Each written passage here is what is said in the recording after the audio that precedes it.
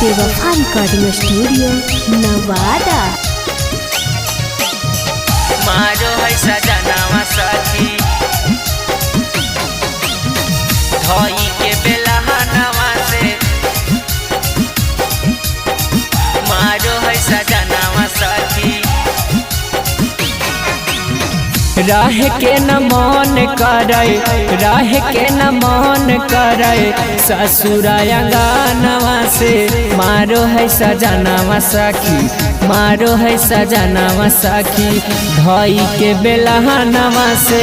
मारो है सजनावा सखी धोई के बेलहनवा से मारो है सजनावा सखी सावतिन के कीनी दे है सावतिन के कीनी दे है चूड़िया कंगनवा से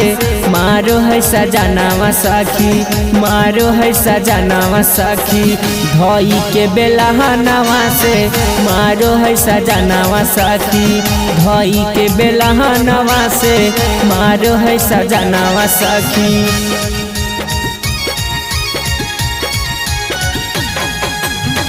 मारो है सजनावा सखी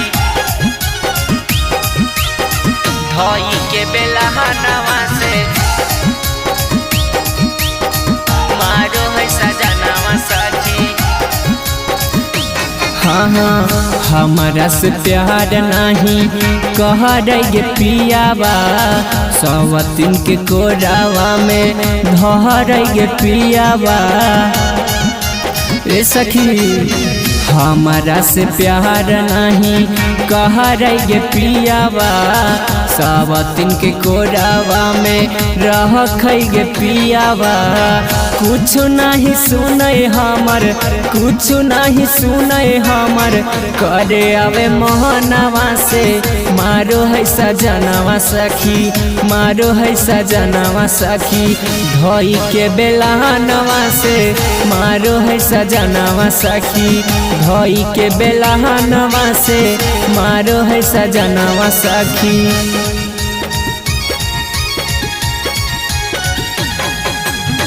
मारो है सजनावा सखी धोई के बेलहनवा से मारो है सजनावा सखी हाँ हाँ पियावा सुनु हमर महान नहीं बतिया चौवतिन के आचारा कहटो है रतिया रे सखी पियावा सोनू हमर महान नहीं बतिया सवतिन के अचारा कहटो रतिया झर झर बहै सखी झर झर बहै सखी हमारो नयनवा से मारो है सजनावा सखी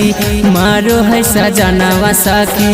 धोई के बेलहनवा से मारो है सजनावा सखी धोई के बेलहनवा से मारो है सजनावा सखी।